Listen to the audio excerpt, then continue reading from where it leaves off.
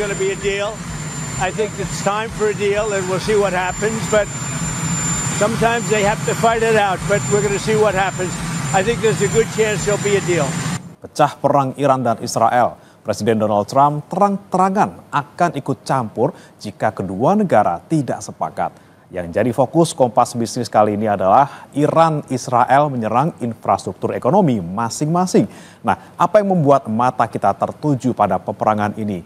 Jawabannya cuma satu, yaitu adalah minyak. Kilang dan depo minyak hingga pelabuhan menjadi sasaran yang dihancurkan oleh perang. Dan kita akan ke kondisi terkini di Timur Tengah ini, saudara, pada Kompas ID, di mana ada Deputi Bidang Koordinasi Kerjasama Ekonomi Internasional Kementerian Koordinator Bidang Perekonomian, Edi Priyo Pambudi, yang bilang ada resiko kenaikan harga minyak mentah dunia akibat memanasnya konflik di Timur Tengah. Dan ini menjadi salah satu faktor utama yang terus dipantau pemerintah. Dan saudara, kita ke Iran, di mana sejumlah rudal Iran kembali menghujani langit Israel.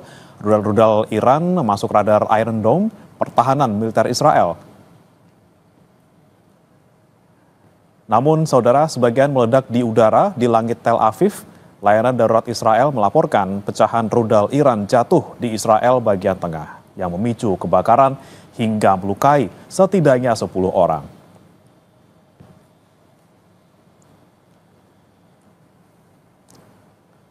Sementara serangan rudal Iran yang gagal dicegat pertahanan udara Israel menghantam sejumlah lokasi di Israel.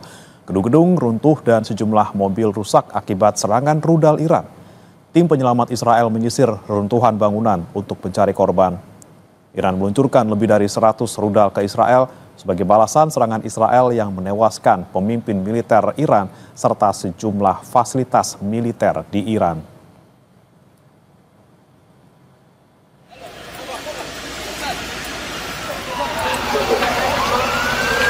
Sementara Presiden Amerika Serikat Donald Trump optimistis terkait penyelesaian ketegangan antara Israel dan Iran. Trump menyebut kemungkinan besar akan ada kesepakatan antar kedua negara untuk meredakan konflik. Israel meluncurkan operasi Rising Lion yang menargetkan fasilitas nuklir dan militer Iran. Sementara untuk membalas, Iran meluncurkan operasi True Promise 3. Well, I hope there's going to be a deal. I think it's time for a deal, and we'll see what happens. But sometimes they have to fight it out. But we're going to see what happens. I think there's a good chance there'll be a deal. Kemudian pertanyaan saudara, kenapa kemudian Iran sangat penting dalam peta minyak mentah dunia? Ini dia, negara Iran ini memproduksi sekitar 3,3 juta barel per hari minyak dan produk lain yang ada di ladang-ladang mereka. Bahkan sebagian besar, tepatnya 2,2 juta barel produk migas Iran diekspor setiap hari. Produksi Iran menyumbang hampir 20% dari sekitar 19 juta barel minyak, kondensat dan bahan bakar yang dikirim ke pasar internasional melalui Selat Hormuz. Angka ini setara dengan 20% total konsumsi dunia. Bahkan di negara yang termasuk Amerika Serikat ini mulai menghitung dan juga mengantisipasi dampak kenaikan harga minyak mentah dunia ini. Kita akan ke data selanjutnya saudara untuk mengetahui pergerakan harga minyak mentah dunia. Nah, ini adalah grafik harga minyak mentah dunia, di mana dalam satu pekan kita lihat saudara dari tanggal 10 Juni 2025 ada di 66,6 dolar Amerika. Kemudian di tanggal 16 Juni 2025 atau kemarin ini naik signifikan ke 73,23%. Ini tentunya pasca ataupun sejak Iran dan Israel berperang. Kemudian mengapa harga minyak ini juga penting bagi Indonesia? Begini, jadi kita ke Australia terlebih dahulu. Meski negara ini jauh dari konflik, ini mereka sudah bersiap jika ekonomi tertekan akibat kenaikan minyak dunia. Harga bahan bakar di Australia ini bisa naik hingga 12 sen per liter. Nah, pertanyaannya, bagaimana dengan Indonesia? Setiap harga kenaikan ICP 1 dolar Amerika Serikat ini, maka belanja negara akan naik sampai 10 triliun rupiah. Kemudian bagaimana kondisi harga minyak Indonesia? Kita ke data selanjutnya. Nah, saudara, ini rata-rata minyak ICP 2024 atau minyak mentah Indonesia di tahun lalu atau di tahun 2024 ini adalah 70 dolar Amerika per barel. Kemudian pada Mei 2025 harganya turun ke 62 dolar Amerika Serikat per barel. Anda ingat tadi kami bilang bahwa ICP naik 1 dolar, maka belanja pemerintah naik 10 triliun rupiah. Tapi sebenarnya ada juga nih pendapatan yang naik yaitu 3,2 triliun rupiah. Namun belanja yang lebih besar ketimbang kenaikan pendapatan inilah yang wajib diwaspadai karena berisiko pada defisit anggaran. Dan kita akan dengarkan saudara, ini ada pernyataan dari Direktur Keuangan Pertamina Emma Sri Martini tentang hitungan Pertamina atas harga minyak mentah dunia dan Indonesia.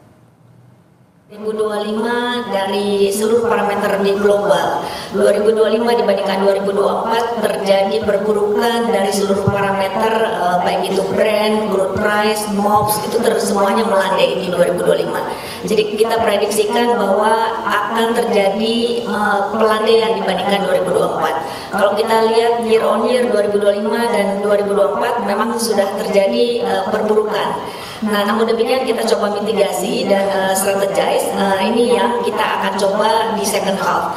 Namun kita lihat bahwa ini tak terhindarkan dari sisi ICP. Kalau kita lihat dari posisi YTD saja, sekarang di level sudah di 70 dolar. Dan di current Mei itu levelnya udah di 62 bahkan. Nah ini yang dari upstream ini sangat kena pressure yang cukup dalam. Belum lagi dari sisi impairment, dari sisi aset hulu. Nah ini yang harus kita mitigasi betul. Jadi kalau kita lihat ini di samping investasi akan menjadi terhambat karena kalau tidak disikapi dengan regulasi yang harus ada breakthrough secara fundamental. Ini yang kita akan koordinasikan betul dengan pemerintah. Bagaimana penyikapan dari volatility dari crude price ini untuk tidak menghambat dari sisi produksi dan lifting. Ini yang ke depan kita akan sikapi betul bagaimana reform dari regulatory framework dari sisi upstream dan oil and gas sektor ini yang harus kita sikapi betul untuk tidak menghambat percepatan dan target pemerintah 1 juta barrel di tahun 2008 ini ke depan. Kemudian saudara, inilah datanya. Harga minyak APBN 2025 ditetapkan sebesar 82 dolar Amerika Serikat per barel. Sedangkan harga minyak realisasi ICP Mei terakhir di 65 dolar Amerika Serikat per barel. Jadi antara APBN dan juga lapangan ini memang sedang melancai saudara. Kemudian penyebab mengapa kemudian minyak landai ini beda hal lagi dengan kondisi ekonomi global kita. Nah, kalau kita lihat lifting atau produksi minyak mentah siap jualnya, Indonesia punya target lifting 1 juta barel per hari. Meski makin ke sini gaungnya semakin redup. Nah, APBN berasumsi lifting tahun ini adalah 605.000 barel per hari. Meskipun realisasinya masih 573.000 barel per hari. Nah, ada Forel Trubuk yang harusnya menyumbang produksi minyak 20.000 barel. Tapi masalahnya usia sumur minyak di Indonesia ini juga semakin tua. Nah, meski kondisi sumur tua yang menantang saudara, Pertamina bilang bahwa target produksi pemerintah di 1 juta barel per liter ini, maksud kami per hari ini tidak berubah. Banyak opsi yang sedang ditempuh untuk mengejar target ini. Dan berikut pernyataan dari Direktur Utama Pertamina, Simon Aloysius Mantiri. Untuk target kita, pada beberapa kesempatan juga saya mendampingi Bapak Menteri SDM, target kita untuk lifting minyak per hari sampai saat ini kami masih tetap pada sasaran untuk mencapai 1 juta barel per day. Target kita di antara tahun 2028 dan 2029. Itu dengan demikian memang kemarin ada beberapa wilayah kerja yang akan segera dilelang. Begitu juga kita perlu untuk meningkatkan kerjasama dan strategic partnership dengan para investor dari luar negeri termasuk National Oil Company untuk meningkatkan eksplorasi. Karena kalau kita berbicara tentang peningkatan lifting, namun tidak ditambah dengan eksplorasi untuk mencari sumber temuan baru, tentunya akan sangat sulit bagi kita untuk mencapai target tersebut, karena kita mengetahui natural decline dari sumur-sumur kita saat ini yang sudah masuk dalam kategori mature fields itu bisa sampai kurang lebih 20% per tahun penurunannya.